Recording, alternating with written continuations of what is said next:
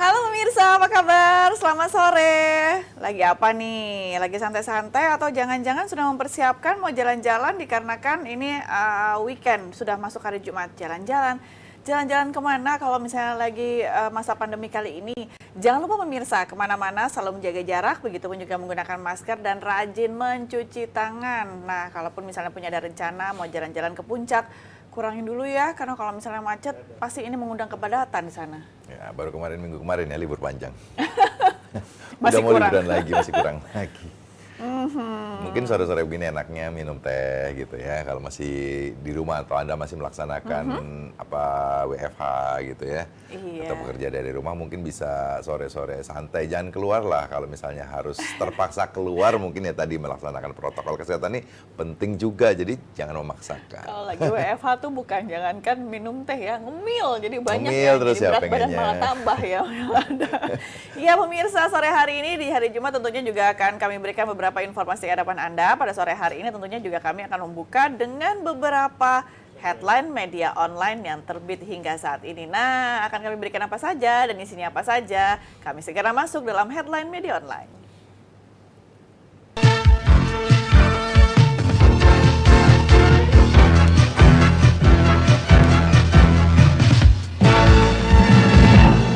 Media online pada hari ini mengangkat di republika.co.id, tenang, vaksin COVID-19 bagi warga dipastikan aman. Pemerintah memastikan vaksin COVID-19 yang akan diberikan kepada warga terbukti lolos uji klinis dan aman, serta meminta masyarakat tidak mengkhawatirkan hal tersebut. Ketua Juru Bicara Satuan Tugas Penanganan COVID-19, Profesor Wiku, bahwa siaran perbedaan nasional penanggulangan bencana atau BNPB menghimbau agar masyarakat tidak resah dan khawatir karena pemerintah pasti akan menyediakan vaksin yang terbukti aman dan lolos uji klinis sesuai dengan rekomendasi dari WHO. Dan Wiku menyampaikan WHO optimis pada peneliti mampu mengembangkan vaksin yang aman dan efektif untuk mengatasi penularan virus corona saat ini yang sudah ada di sejumlah kandidat vaksin yang telah masuk uji klinis fase ketiga. Udah tulisannya tuh ya pemirsa bahwa tenang.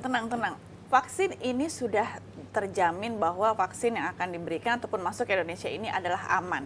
Jadi bahwa pemerintah ataupun misalnya waktu itu beberapa waktu lalu pemerintah dalam hal ini juga ada BPOM, ada Kementerian Agama, begitupun juga MUI juga sudah berangkat untuk melihat beberapa vaksin mungkin saja misalnya salah satu dari negeri Cina yang akan masuk ke Indonesia. Nah ini sudah dipastikan yang namanya begitupun baik itu dari prosesnya ataupun produksinya dan yang akan dikonsumsi ataupun kandungannya ini juga termasuk aman dan bisa dikatakan bisa dikonsumsi oleh masyarakat Indonesia. Ya, artinya banyak masyarakat yang masih mempercayai berita hoax atau berita bohong ya, misalnya adanya vaksin dengan berbagai versinya masing-masing. Ini pentingnya pemerintah untuk juga bisa memberikan bentuk komunikasi yang baik kepada masyarakat bahwa vaksin yang akan diproduksi atau didatangkan ke Indonesia ini benar-benar aman.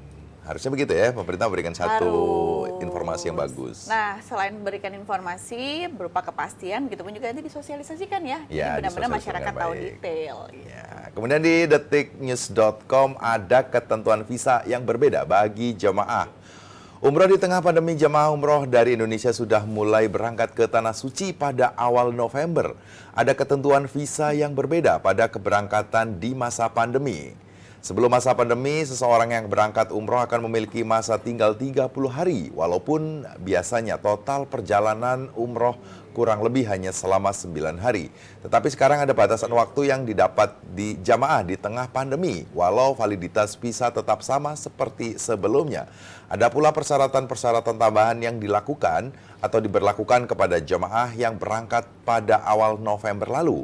Ketentuan dengan protokol kesehatan yang berlaku sebelum pengambilan visa. Persyaratan yang paling penting adalah jamaah umroh mendapatkan kuota, kemudian kepastian hotel dan juga fasilitas yang ada di Saudi. Atas dasar itulah maka akan mendapatkan visa. Selanjutnya mengenai biaya yang dikeluarkan jamaah Indonesia yang telah berangkat di awal November, yaitu sekitar 15 juta untuk tiket, asuransi, dan visa. Dan untuk biaya visa sendiri digunakan sekitar 2 juta rupiah.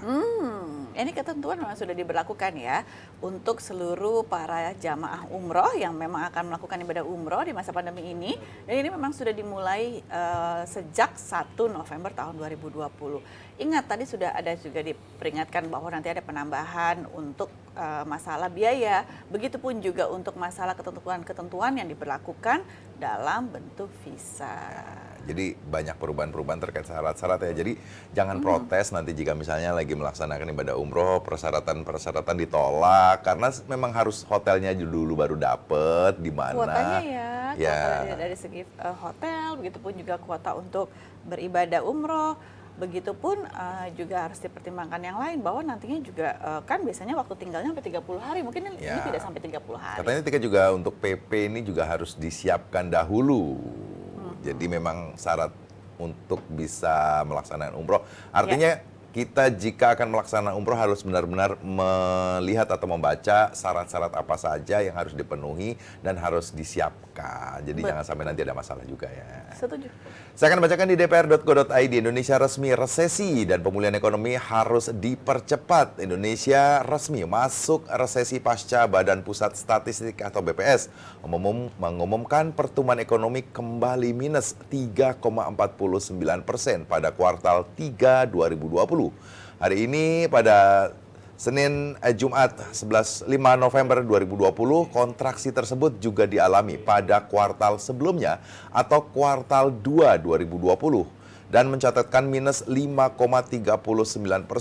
Wakil Ketua Komisi 11 DPR Amir Uskara mengatakan bahwa kondisi tersebut sebagai akibat dari tekanan eksternal dan pandemi COVID-19. Pertumbuhan ekonomi memang mengalami penurunan pada kuartal ketiga 2020 sebagai akibat dari tekanan eksternal dan pelaku atau pandemi COVID-19. Ya, kalaupun misalnya juga nanti dikatakan memang Indonesia memang sudah masuk masa resesi, ya betul. Setidaknya memang untuk masalah pertumbuhan ekonomi ini sudah minus. Nah, kalaupun mungkin saja di kuartal kedua minusnya ini sekitar 5,34%. Saat ini masuk kuartal ketiga, bahkan kita sebenarnya sudah masuk ke kuartal keempat, sudah mengalami peningkatan walaupun belum cukup signifikan di 3,24%. Nah, jadi semoga saja nanti ditutup di akhir tahun ini. Nah, ada peningkatan kembali. Jurang resesi memang sudah dimasuki, tapi kondisinya jangan sampai terlalu masuk ke dalam. Ya, kalau banyak Setuju kan? sentimen positif ya mengatakan bahwa sebenarnya resesi ini akan pada berlaku sampai akhir tahun. Yang mudah-mudahan di awal tahun sudah mulai bisa bergeliat menuju ke arah yang jauh lebih baik lagi. Amin, amin. Jadi tahun 2021 tentunya jauh lebih baik, itu harapan kita semua. Nah, pemirsa, kalaupun misalnya memang untuk setiap hari Jumatnya atau penutup setiap minggunya, bahwa kami akan memberikan ke hadapan Anda dari beberapa pembahasan yang sudah kami bahas di minggu ini. Nah, salah satunya yaitu kami akan mengambil pada saat hari Selasa lalu, tepatnya tanggal 3 November tahun 2020, kami membahas masalah bahaya cuaca ekstrim yang diakibatkan dari La Nina. Kita juga harus berjaga-jaga ya pemirsa ya, karena kalau dibilang cuaca ekstrim itu bisa hari ini panas sekali. Besok tiba-tiba bisa saja seharian hujan ataupun misalnya juga dilanda angin yang kencang. Harus hati-hati karena dikhawatirkan bencana alam bisa terjadi. Ini akan kami bahas kembali ke depan Anda. Tapi kami berikan dulu informasi lengkapnya dalam tajuk Suara Parlemen berikut ini. 3, 2, 1, boleh tajuk pertama.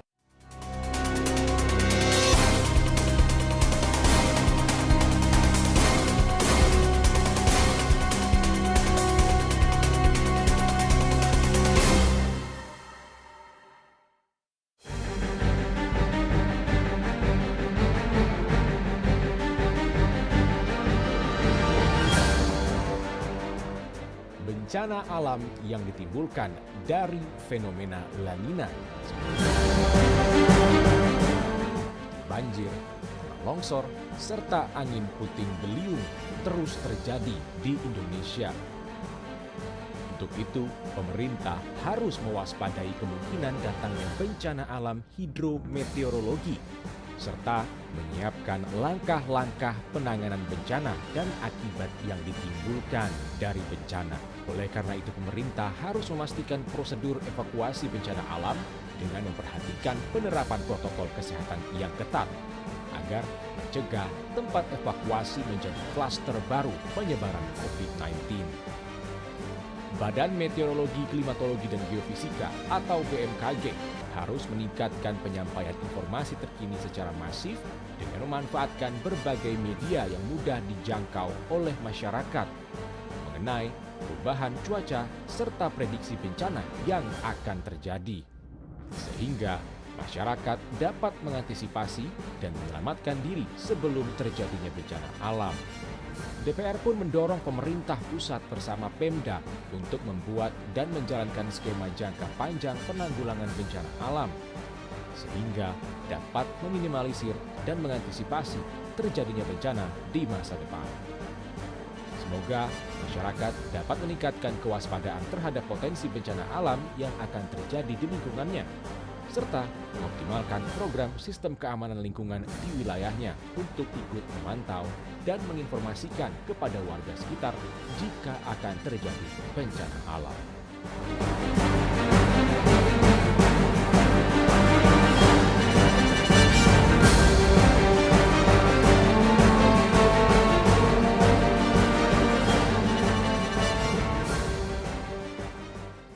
Bencana alam yang ditimbulkan dari fenomena La Nina seperti banjir, tanah longsor, serta angin puting beliung terus terjadi di Indonesia. El Nino merupakan suatu fenomena perubahan iklim yang secara global yang diakibatkan karena memanasnya suhu di permukaan air laut Pasifik bagian timur. Dan terjadinya El Nino ini dapat diketahui secara kasat mata oleh orang-orang yang paling sering melihat peristiwa El Nino.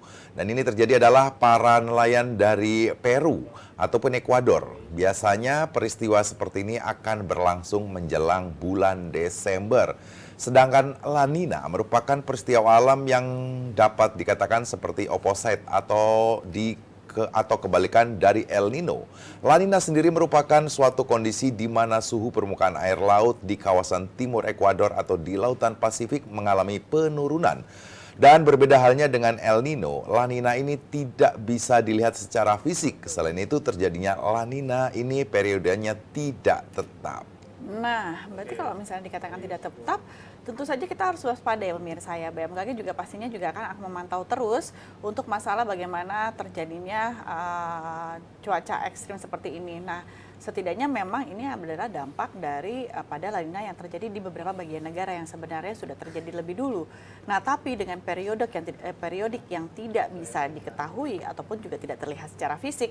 Nah, ini yang kita harus waspada sampai dari sekarang ya pemirsa ya. Bukan berarti kita juga harus khawatir, cuma mungkin dengan cuaca yang begitu ekstrim saat ini kita juga jauh lebih berhati-hati. Ya, lagi-lagi kalau misalnya sudah cuaca ekstrim seperti ini misalnya, yang pertama adalah bagaimana BMKG memberikan informasi juga kepada masyarakat, kemudian misalnya dari PNBP juga menyiapkan mana titik-titik lokasi yang memang rawan misalnya adanya musibah-musibah yang biasanya terjadi. Ini juga harus diantisipasi bagaimana mengevakuasi jika memang terjadi hal-hal yang tidak diinginkan misalnya di daerah titik-titik yang sudah di mapping sama BMKG itu sendiri. Betul juga ya, kalau misalnya juga sudah tahu begitu BMKG, begitupun juga BNPB sudah tahu bahwa ada beberapa daerah-daerah yang sangat rawan untuk terjadi bencana alam yang juga diakibatkan dari adanya La Nina. Nah, setidaknya juga masyarakatnya kan juga sudah bisa dipandu ya untuk diberitahu untuk lebih waspada. Diberitahu itu pasti kan, butuh sekali masyarakat soalnya dengan kondisi informasi memang mana saja atau titik-titik mana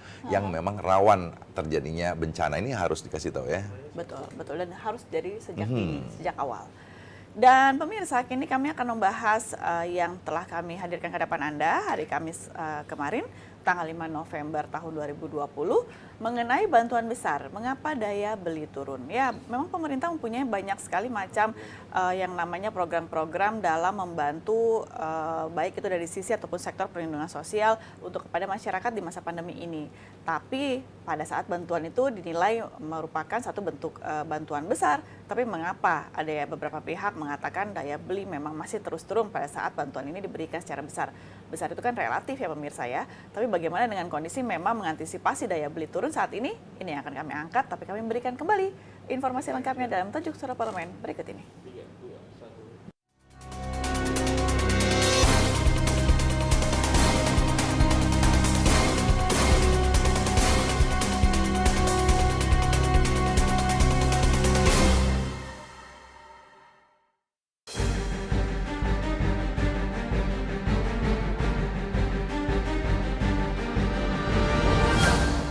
bantuan besar, mengapa daya beli turun? Daya beli masyarakat belum bisa terdongkrak meskipun pemerintah telah memberikan bantuan kepada masyarakat. Hal ini terlihat melalui data Badan Pusat Statistik atau BPS yang menyebutkan pergerakan inflasi cenderung turun akibat menurunnya interaksi penawaran dan permintaan.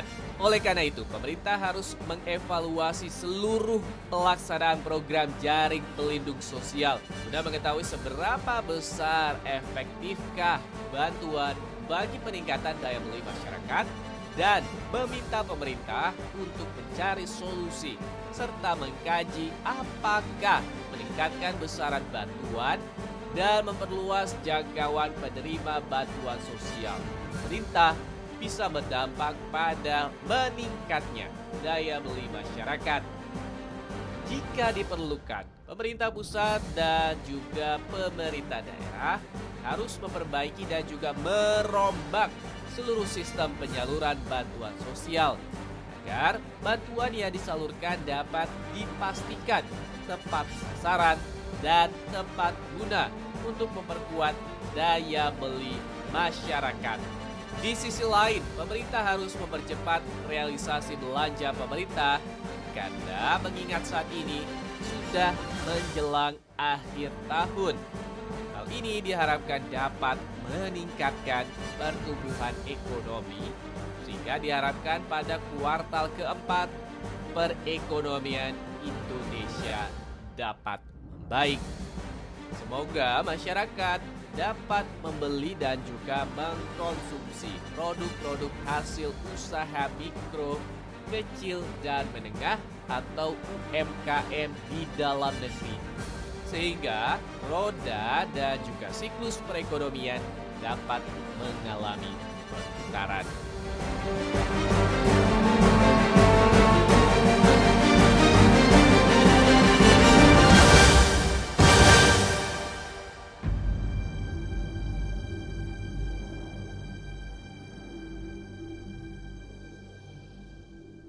Penyaluran bantuan langsung tunai atau BLT terus berlangsung, namun daya beli masyarakat tak sebaik yang diharapkan. Padahal sejumlah bantuan diberikan oleh pemerintah atau bantuan tersebut penting dilakukan agar daya beli masyarakat tidak semakin turun sebagai imbas dari pandemi COVID-19. Angka sementara penurunannya mencapai 55% dibandingkan dengan situasi normal. Penurunan tersebut seiring mulai diberlakukannya physical distancing dan pembatasan sosial berskala besar atau PSBB.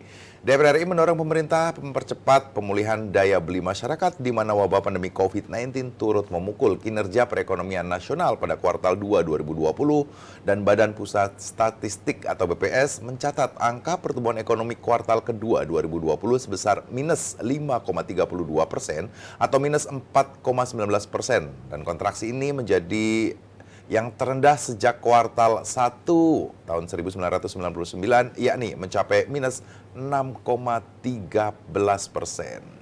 Ya, kalaupun misalnya juga namanya bantuan besar, memang banyak sekali bentuk bantuan yang sudah diberikan pemerintah. Baik itu yang juga dikaitkan juga dengan kesejahteraan masyarakat. Apabila misalnya kita lihat juga beberapa program yang berkaitan dengan sektor perlindungan sosial, ini juga kita lihat adalah bantuan bagi seluruh karyawan yang bergaji di bawah 5 juta rupiah. Apabila memiliki BPJS Ketenagakerjaan, beberapa kriteria tentunya juga akan menjadi persyaratan tertentu. Begitupun juga pemerintah dalam hal ini juga akan memberikan berbagai bantuan kepada UMKM di Indonesia berupa bantuan modal hampir ke beberapa juta pelaku UMKM di Indonesia, sekitar 2,4 juta rupiah. Belum lagi juga ada bantuan-bantuan langsung tunai yang sudah diberikan oleh pemerintah di masa pandemi ini yang memang ini diberikan secara bertahap, begitupun juga secara berkala. Tapi kalau misalnya dikatakan besarannya, apakah juga sudah bisa mumpuni untuk bisa dijadikan bahwa patokan daya beli masyarakat ini bisa kembali meningkat? Jadi jangan sampai yang sudah turun tambah turun atau misalnya juga jangan-jangan nanti semakin memburuk. ini kan bahaya sekali. Tapi apakah juga masyarakat sudah setuju dengan hal ini? Ya, kalau mungkin mengusulkan sih sebenarnya dilihat dari daya beli masyarakat, harusnya mungkin bisa disubsidi tidak hanya gaji ya misalnya ya, tapi justru disubsidi misalnya dari sisi energi, misalnya bagaimana penurunan tarif listrik misalnya gitu kan, terus Itu bagaimana dia. pangan, harga pangan mungkin bisa Iya. ditekan lagi, mungkin masyarakat akan semakin bergairah lagi untuk membelanjakan Ya. sesuatu yang mungkin harganya diturunkan oleh masyarakat, harga telur, beras misalnya ya, berapa 9 bahan pokok ini penting banget. Belum lagi ada yang sebagai masyarakat yang mengeluhkan bahwa pendapatannya sudah dipotong sekian Sudah puluh dipotong, persen ya kan mungkin. selama pandemi ini ya. Karena memang ini semuanya juga memang harus proses yang harus dilalui, tapi juga benar kata Medi tadi bahwa harus banyak diperhatikan di berbagai sektor. Ya, listrik semakin Mahal gitu kan. bahan pokok atau sembako juga semakin mahal juga ya. Jadi banyak sekali masyarakat yang mengeluhkan masalah kesulitan untuk mendapatkan penghasilan di masa pandemi ini. Dan yang terakhir pemirsa, tadi siang kami juga sudah membahas masalah kenaikan kembali batas bawah biaya umroh terkait di masa pandemi ini. Dan memang ini kami bahas di hari ini, tepat hari Jumat tanggal 6 November tahun 2020. Untuk lebih lengkap lagi dan kita merefresh apa yang tadi sudah kami bahas, kami berikan dulu informasi lengkapnya dalam Tajuk Suara Parlemen berikut ini. 3, 2, 1, mulai.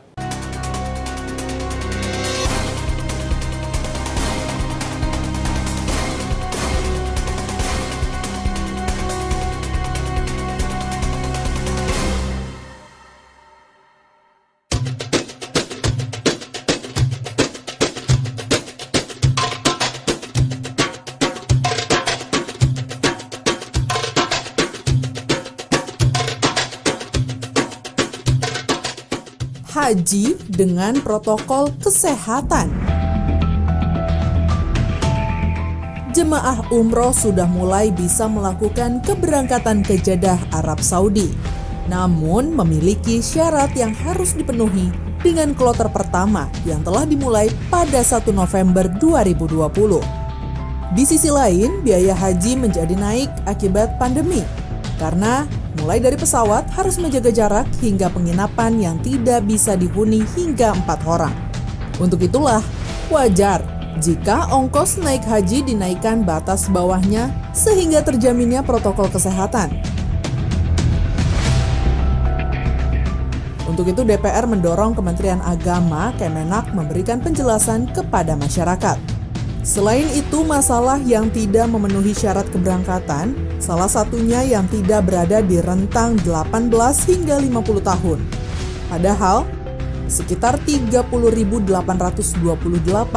atau 52% jamaah yang sudah mendapat nomor registrasi untuk berangkat ke Arab Saudi berusia di atas 50 tahun.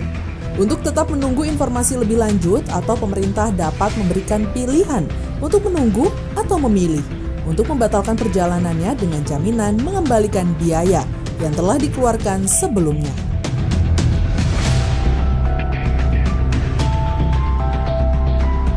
Kemenak harus bisa memastikan Biro Perjalanan Umroh dan Haji untuk mengikuti survei lapangan bersama pemerintah Arab Saudi.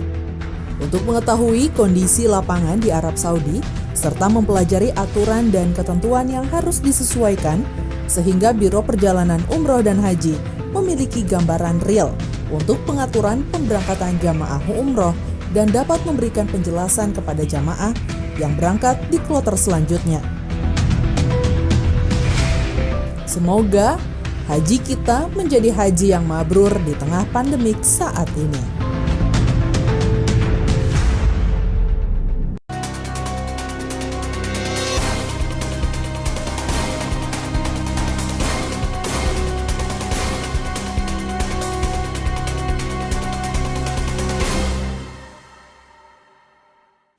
Pandemi COVID-19 membuat struktur biaya penyelenggaraan umroh berubah terkait dengan perubahan aturan dari pemerintah Arab Saudi yang membuka kembali penyelenggaraan umroh bagi jamaah luar negeri sejak 1 November 2020. Selain harus menerapkan protokol kesehatan yang ketat, paket umroh selama pandemi pun bertambah dari 9 hari menjadi 12 hari. Dari jumlah hari bertambah karena jamaah harus menjalani karantina selama 3 hari. Begitu sampai di Arab Saudi, ada pula keurusan untuk melakukan uji PCR yang ditanggung oleh jamaah. Juga pembatasan kapasitas transportasi dan akomodasi yang berkonsekuensi pada penambahan biaya. Dan Kementerian Agama pun bersama penyelenggara perjalanan ibadah umroh serta Asosiasi Umroh dan Haji telah menetapkan biaya umroh selama pandemi COVID-19.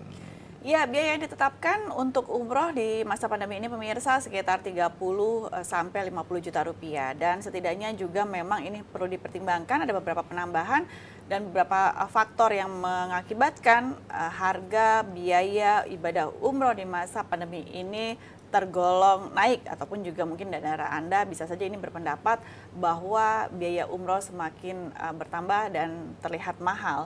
Dan dikarenakan juga beberapa pihak juga menyarankan untuk selalu waspada apabila ada penawaran-penawaran khusus kepada Anda untuk melaksanakan ibadah umroh ini, baik itu juga bisa di kisaran di bawah 25 juta rupiah. Karena dengan banyak pertimbangan yang harus dilakukan menjalankan protokol kesehatan yang sudah dilakukan juga oleh negara Arab Saudi. Ya, mungkin kita bisa mengerti sekali bagaimana kondisi negara Arab Saudi atau pemerintahan Arab Saudi yang benar-benar melaksanakan protokol kesehatan untuk para jamaah di seluruh dunia yang bisa memasukin Arab. Karena memang kondisi pandemi seperti ini awalnya kan sempat ditutup cukup lama ya untuk bisa melakukan ibadah umroh di sana atau haji di sana.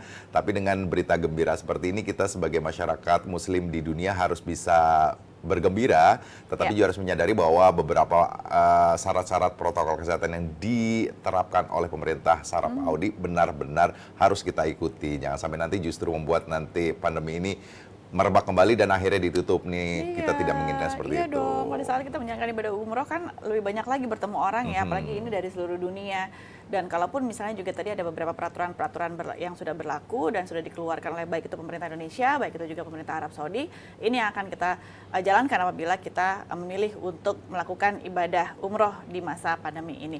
Semoga kita selalu dalam kondisi sehat terus ya pemirsa. Dengan demikian Suara Parlemen edisi pada sore hari ini telah usai. Saya Yusri Hayanti. Saya Mendy Nugroho. Semuanya bersama rekan-rekan kami yang bertugas pada sore hari ini mengucapkan terima kasih atas perhatian Anda dan sampai jumpa. Happy weekend.